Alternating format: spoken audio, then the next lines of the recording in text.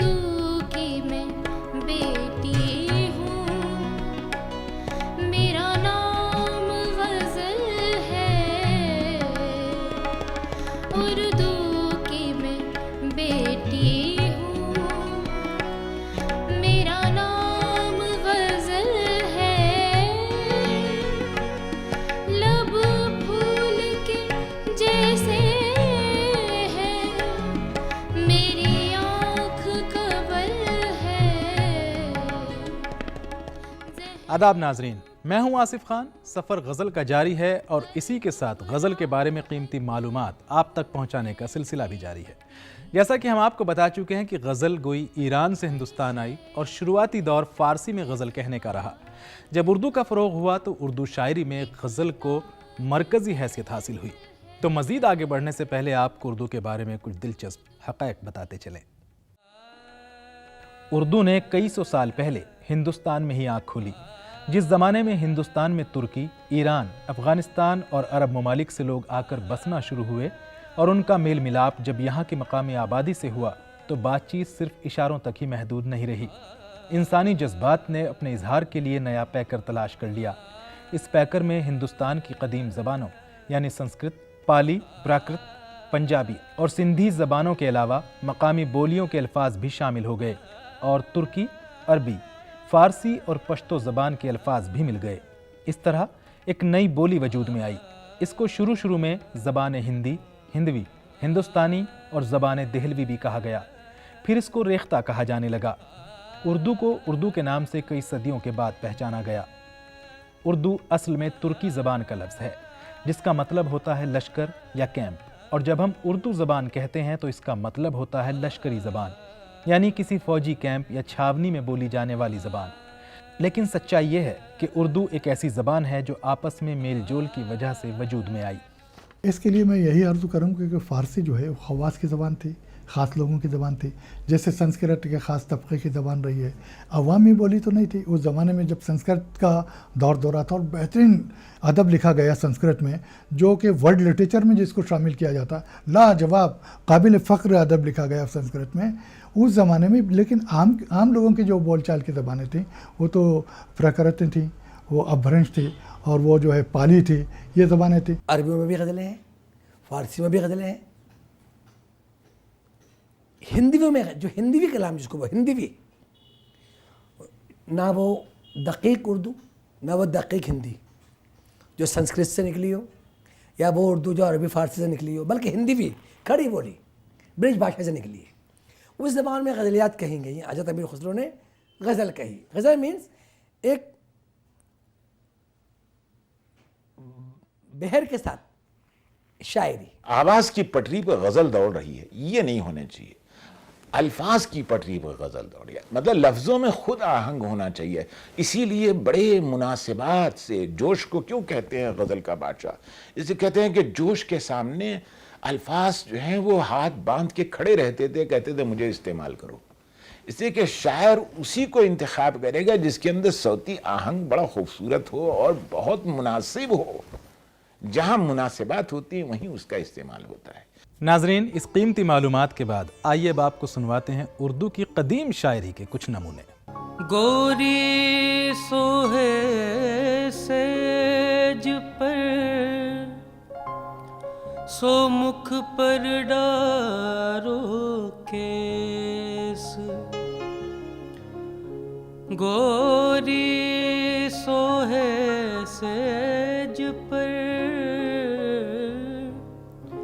सो मुख पर डारो केस, चल खुसरो घर आपने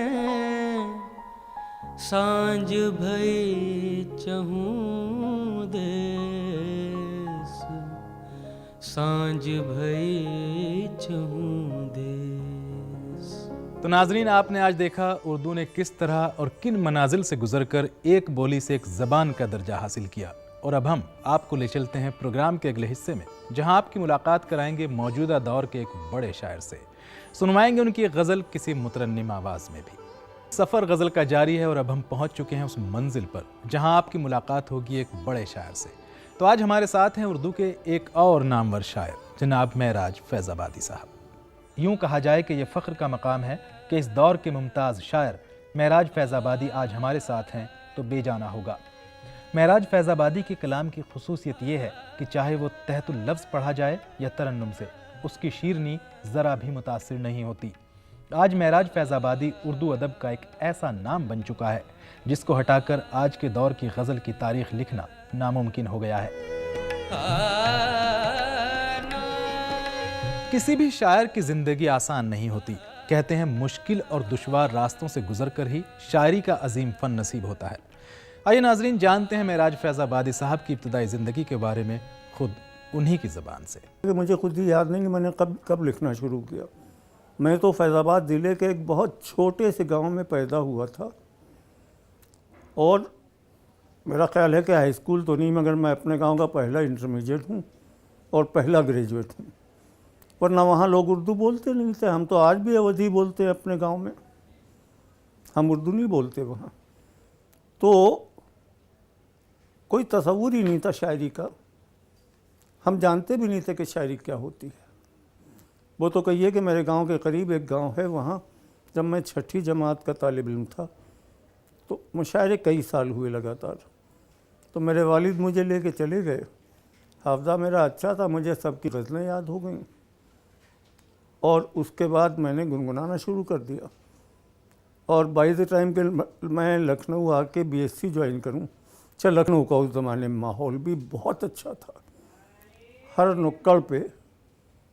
नुक्कड़ पे कोई ना कोई अंजुमन होती थी और वहाँ शेर सादी और शायर सादी दोनों काम होते थे। तो मैंने कुछ अपना उल्टा सीधा लिखना शुरू कर दिया।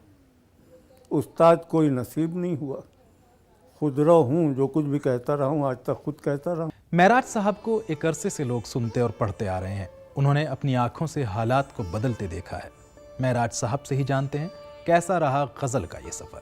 पिछले 1000 साल में और ख़ास तौर से पिछले 350 साल में जब से उर्दू गज़ल सफ़र कर रही है, उसमें सदियाँ बदल गईं, ज़माना बदल गया, लोग बदल गए, शेर कहने वाले बदल गए, मगर बुनियादी अंडरकरेंट जो है वो अमीर खुसरो हों या वली दकनी हों या अमीर तकी मीर हों वगैरह वगैरह वगैरह, इनका जो बुनियादी अंडरकरेंट है कि सच के करीब रहो। मैं फिर अपनी बात रिपीट कर रहा हूँ कि सच के करीब रहो। अब जैसे अमीर खुसरो ने कहा था कि खल्क में गोयद के खुसरो बुत परस्ती में कुनद, आरे आरे मी कुनम्बा खल्क मारा कार नीस्त। मुझे लगता है जैसे शेर अमीर खुसरो ने कहा हो, एहसास मेरा हो कि जब मेरे ऊपर लोगों ने एतराज़ किया, जब मुझे लोगों ने किसी सिलसिले में बुरा भला कहा, तो बेसाख्त दिल में यही शेर आया कि खल्क में गोया के खुसरो बुत परस्ती में कुनत, आरे आरे मी कुनम बा खल्क मारा कारनी। हमें क्या लेना है इन लोगों से, हम अपना काम कर रहे हैं और बाकी जिसे जो जी में आए कहे, हमसे क्या मतलब। तो वही मैंने कहा कि जो सच्ची शायरी होती है, अमीर खुसरो ने कहा था, उनकी कदमों की खाक महराज फैज़ाबादी आज ये महसूस कर रहा है कि हमारे जद्द अमजद ने बहुत अच्छा कहा था कि आज उनके शेर से हमें सोचने का तरीक़ा मालूम हो रहा है। ये है भैया। नाजरीन, आज गज़ल बदल गई, गज़ल के सुनने वाले बदल गए, यहाँ तक कि ज़बान भी बहुत हद तक अपनी पुरानी शक्ल छोड़ चुकी है। तो ऐसे में गज़ल की तब्दीली को महराज साहब कैसे देखते हैं? देखिए, मीर और गालिब के ज़माने में गज़ल के सुनने वाले दूसरे थे। मीर और गालिब के ज़माने में गज़ल दरबारों में थी, गज़ल हवेलियों में थी। हमारा ज़माना उसे बाज़ारों तक ले आया है, चौराहों तक ले आया है। आज गज़ल चौराहों में पढ़ी जा रही है, बाज़ारों में गुनगुनाई जा रही है, पान की दुकान पे मुशायरे का कैसेट बज रहा है, रिक्शे वाला भी सुन रहा है। तो दायरे रिक्शे वाला बहादुर शाह ज़फ़र तो नहीं हो सकता, ना हम मीर गालिब हो सकते हैं। मगर हकीकत ये है कि उस दौर की जो गज़ल कही गई, उसकी लफ्ज़ियात, उसका पस मंज़र वो उस दौर के हिसाब से था। आज जो गज़ल कही जा रही उसकी लफ्ज़ियात और उसका पस मंज़र आज हमारे आज के दौर की मुनासबत से है। जिस तरह से आज के लोग मुख्तलिफ़ ज़राए इब्लाग़ से उर्दू की, उर्दू गज़ल की, उर्दू शायरी की पज़ीराई कर रहे हैं, उस तरह से मैं तो बहुत पुरुम्मीद हूँ कि आने वाले कल में उर्दू और उर्दू गज़ल और उर्दू गज़ल से जुड़े हुए ये लोग ज़िंदा रहेंगे, इन्हें कोई नहीं मार सकेगा और ये इंशाअल्लाह इसी तरह हमारी और आपकी दिलों की धड़कनों की तर्जुमानी करते रहेंगे। लेकिन मैंने जो देखा है वो ये कि जब भी कोई नया तजुर्बा होता है तो उसके बाद एक लंबा वक्फ़ा गुज़रता है जब तक के सामीन, और किसी ज़माने में क़ारीन हुआ करते थे, अब तो खैर उर्दू का लमिया है कि क़ारीन रही नहीं, बहरहाल सामीन उसको तस्लीम करने में कुछ वक्त लेते हैं।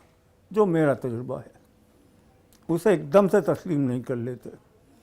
मतलब निदा ने कब शेर कहा था कि सूरज को चोंच में लिए मुर्गा खड़ा रहा, खिड़की का पर्दा खींच दिया, रात हो गई। बड़ा अच्छा था। सूरज सुबह के वक्त जब गहरी नींद आ रही हो तो वाकई खिड़की का पर्दा खींच के हम सो जाते हैं, मगर ये कि इसको आज तक हमारे क़ारीन और सामीन तस्लीम नहीं कर पाए हैं। तो वही मैंने कहा कि कारी को या सामे को हमारी गज़ल से हमाहंग होने के लिए थोड़ा वक्त चाहिए।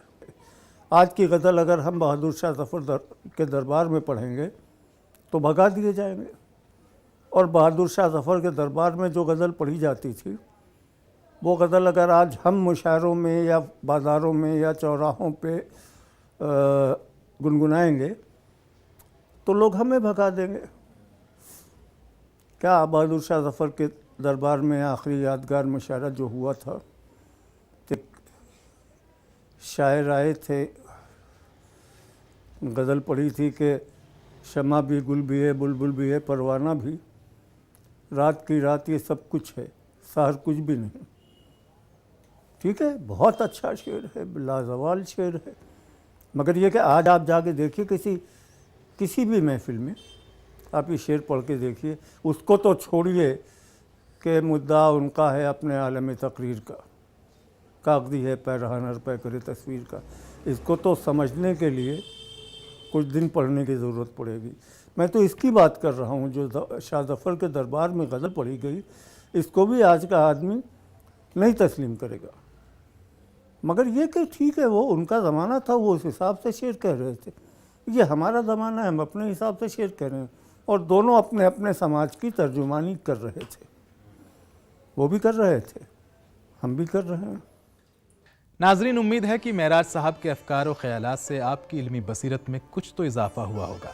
आइए मेराज साहब से गुजारिश करते हैं कि वो अपनी एक गज़ल हमें सुनाएं। कि मोहब्बत को मेरी पहचान कर दे,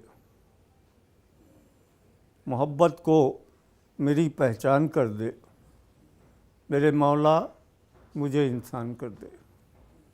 मोहब्बत को मेरी पहचान कर दे, मेरे मौला मुझे इंसान कर दे। बहुत दिन से अकेला चल रहा हूँ, बहुत दिन से अकेला चल रहा हूँ, खुदावंदा सफ़र आसान कर दे, खुदावंदा सफ़र आसान कर दे। और दरो दीवार शिकवा कर रहे हैं, दरो दीवार शिकवा कर रहे हैं, उसे एक दिन मेरा मेहमान कर दे। और शेर कहे मैंने इधर एक आध जगह पढ़े भी, मगर जैसा मैंने कहा कि हाफिज़ा इधर इतना ज़्यादा बीमारी की वजह से मुतासिर है कि कुछ याद वाद नहीं रहता। कोई किसी गज़ल का कोई देखिए एक आध शेर अगर याद आ जाए तो मैं अर्ज़ किए देता हूँ कि एक गज़ल मैंने कई जगह पढ़ी है, दिल्ली में भी पढ़ी है। उसका एक मतलब 2-3 शेर सुन लें कि रिश्तों की कहकशां सरे बाज़ार बेच कर, रिश्तों की कहकशां सरे बाज़ार बेच कर, घर को बचा लिया दरो दीवार बेच कर। और शोहरत की भूख हमको कहाँ लेके आ गई, शोहरत की भूख हमको कहाँ लेके आ गई, शोहरत की भूख हमको कहाँ लेके आ गई। हम मोहतरम हुए भी तो किरदार बेचकर, हम मोहतरम हुए भी तो किरदार बेचकर। और वो शख्स सूरमा है मगर बाप भी तो है, वो शख्स सूरमा है मगर बाप भी तो है, रोटी ख़रीद लाया है तलवार बेचकर। तो नाजरीन, इस उम्मीद के साथ कि महराज साहब की गज़ल आपके दिल और जहन को छू गई होगी, आपको सुनवाते हैं महराज साहब का कलाम खूबसूरत आवाज़ में।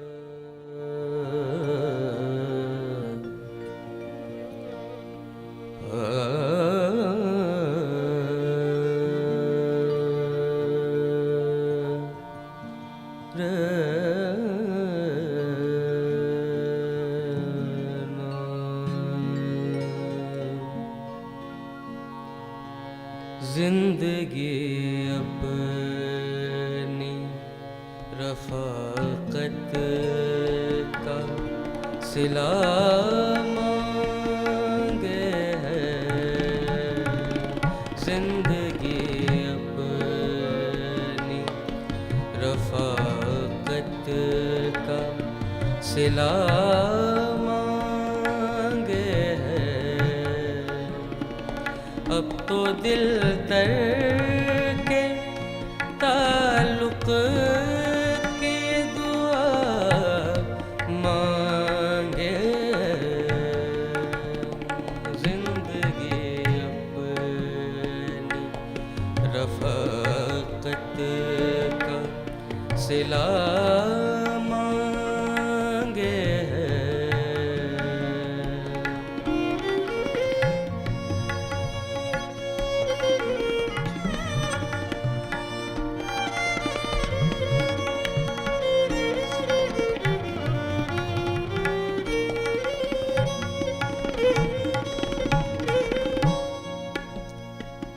कितने टूटे हुए ख्वाबों को सजा कर रखूं,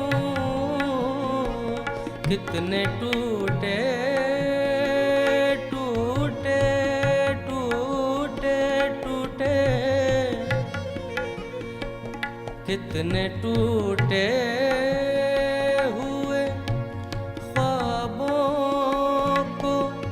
सजा कर रखूं। आँख तो रोज़ कोई ख्वाब नया मांगे है, तो दिल तर के ताल्लुक़ की दुआ मांगे है, जिंदगी अपनी।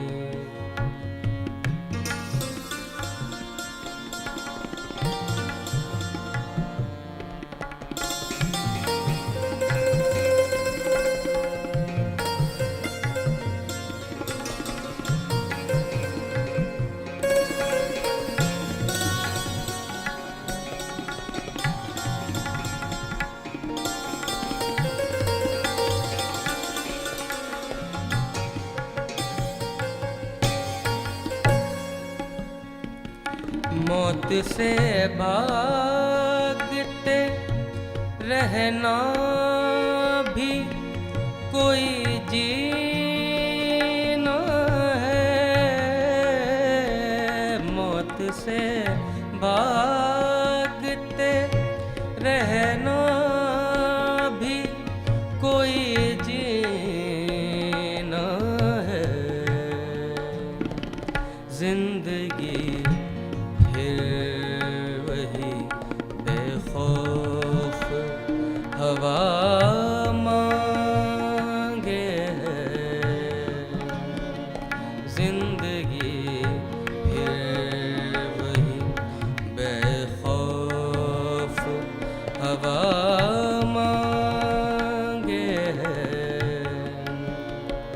अब तो दिल तर के ताल्लुक की दुआ मांगे जिंदगी अपनी।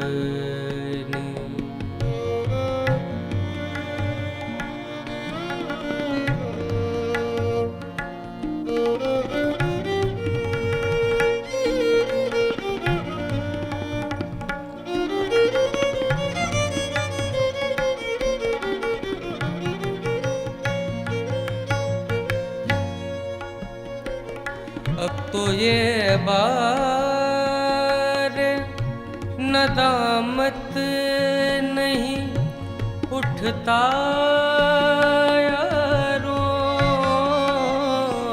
अब तो ये बार बार बार बार नदामत नहीं उठता यारों, अब तो ये बार नदामत नहीं उठता यारों। दिल गुनाहगार अगर है तो सजा मांगे है, दिल गुनाहगार अगर है तो सजा मांगे है।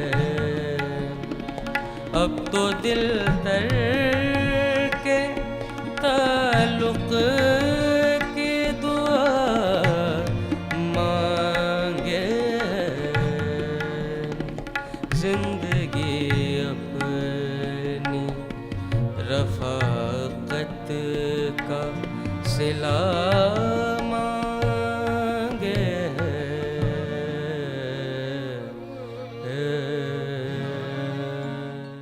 नाजरीन, ये था गज़ल के इर्तिक़ा पर मबनी हमारा एक और एपिसोड। उम्मीद है आपको पसंद आया होगा। फिलहाल आसिफ खान को दीजिए इजाज़त। अगले हफ्ते आपसे फिर मुलाकात होगी। सफ़र गज़ल का जारी रहेगा, गज़ल की दुनिया के कुछ महकते हुए लम्हों के साथ। देखते रहिए DD उर्दू।